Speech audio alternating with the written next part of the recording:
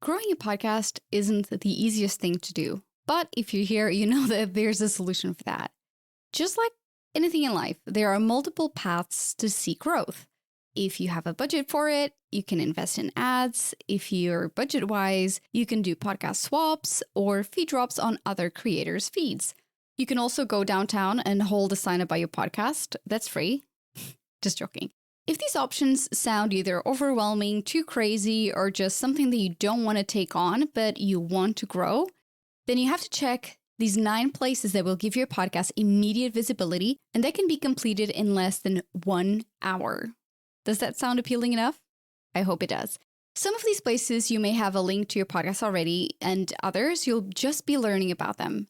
No matter what, you know that these are going to be impactful. I'm Anna Xavier, and this is the Podcast Space, a practical podcast that will get you unstuck on your podcast journey. Let's go. First things first, here's a fun fact about this podcast episode. You know how much I love talking about how you have to start working smarter and not harder, and avoid the hamster wheel of constantly having to think about what the hell do you post? Well, what if I told you that this podcast episode is actually coming out of one of my best performing Instagram posts that I did earlier in 2023. You'll probably be shocked, or maybe not. But here's the truth. There are multiple ways to repurpose your content. And in this episode, I'm going to reveal these 9 places. And so if you're curious about which post I'm talking about, well, you can go ahead and go into the show notes because I have a link to that. All right, but let's get into the episode. I'm going to go over the 9 and then give you a little bit of a recap. So let's start with number 1, your email signature. I actually have to admit that I forgot to add a link to my podcast on my email signature for almost 2 months. And if you didn't think about how important it is, well, think about the amount of emails you send out on a daily basis. You send probably at least 2 emails. And while you may have your name, your title, your contact information, and your website, why not tell people that you're a podcast host, that you have a podcast? That will do a couple of things. One, it will help elevate your brand for people and kind of like make them realize that you're more than just a professional in the industry. You actually have a show. If you're thinking about where you should link to it, well, probably to your podcast page. And that way people can subscribe using whatever platform that they normally subscribe to podcasts, right? So that's a good starting point. Number 2, business cards.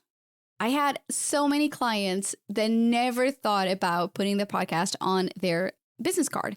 And there's some really cool ways to include your podcast links. So you can have a QR code, you can have just the name of the podcast. Ideally, you want to make their life easier, right? So if you can have a QR code and again, this is kind of like thinking ahead of time. And if you're like environmentally conscious, well, maybe you get one of those stamps that have a QR code in it and you stamp the business card with a QR code to the podcast. If you're getting new business cards, well, great. Don't send them to either Spotify or Apple Podcasts because again, maybe they don't subscribe to podcasts or maybe they have the app, but they don't listen to those podcasts in there.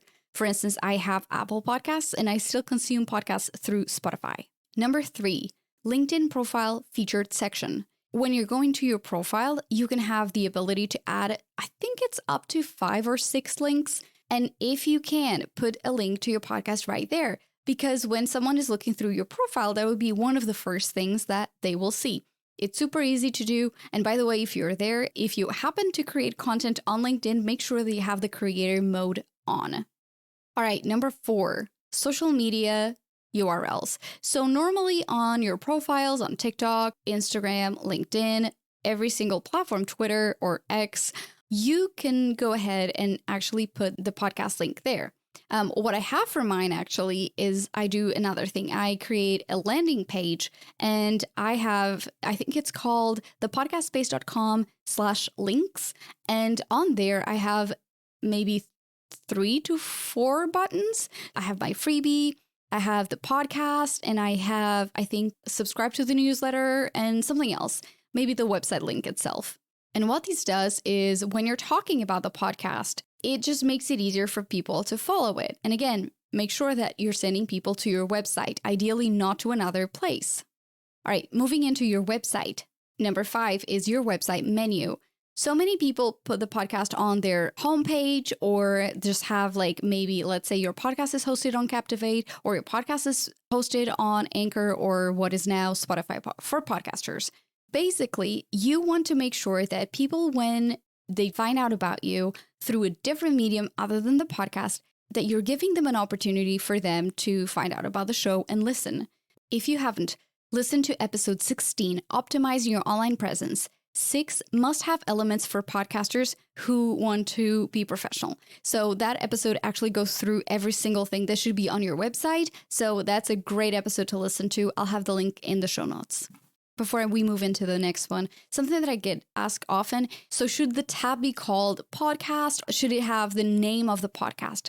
Well, ideally, you want a navigation menu to be really small and not have like a gazillion options because people just get very confused. And even though you've looked at your website 1,000 times, when you land on a website that has many, many links, you end up being very overwhelmed and you probably will close the window.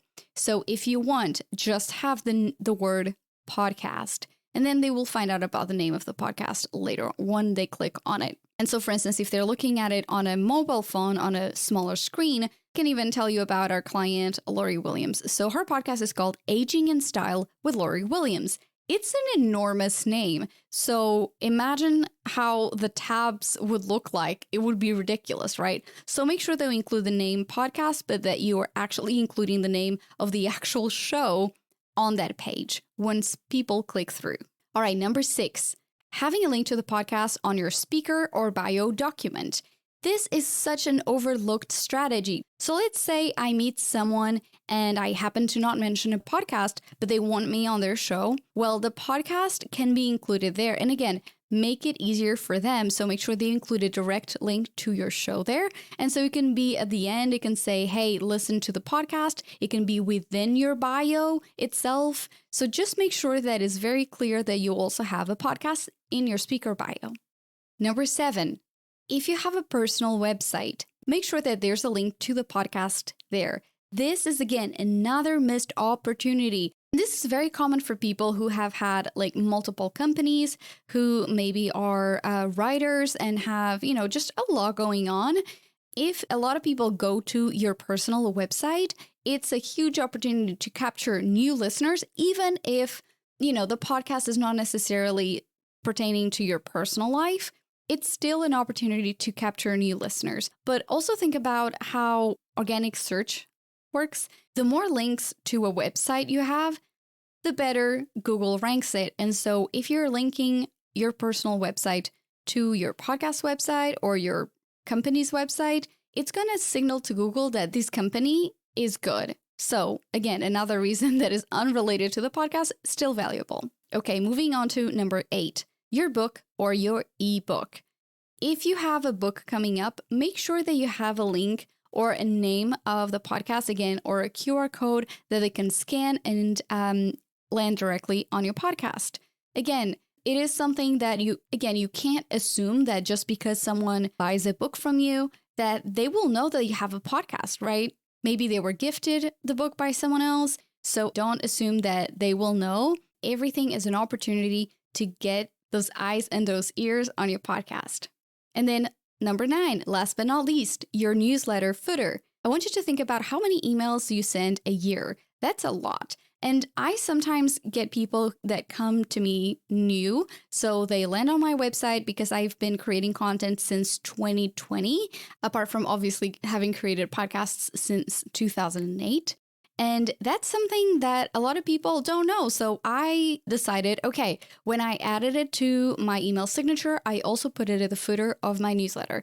I send 2 newsletters a week. And so I always make sure that if people found me on, the online space for just searching for a query that they had, that they know that they can subscribe to the podcast too. All right, so let's go through the list. Number 1, your email signature. Number 2, business cards. Number 3, LinkedIn profile featured section. Number 4, social media URLs or your links in bio. Number 5, website menu. Number 6, speaker or your bio document. Number 7, homepage of your personal website. Number 8, your book or your ebook. And number 9, your newsletter footer. If you were almost like playing bingo with this, how many did you get? I want you to tell me if you learn about a new one. I'm going to be guessing that the link profile feature section is going to be a new one for you. So I'd love to hear from you. I'm online at The Podcast Space on any social media, primarily on Instagram. And also you can drop me an email and subscribe to the newsletter, which will be available at thepodcastspace.com. There's a pop-up in which you can sign up directly there, or you can scroll all the way to the bottom of the website and you can sign up there. You'll receive 2 different newsletters to jumpstart your podcast and create a podcast that you love and you're proud of. Everything that I mentioned on these podcast episode will be in the show notes, so make sure that you check out those, and I cannot wait to hear from you. Have a fantastic week and keep creating content that is imperfect and moves you forward. Bye.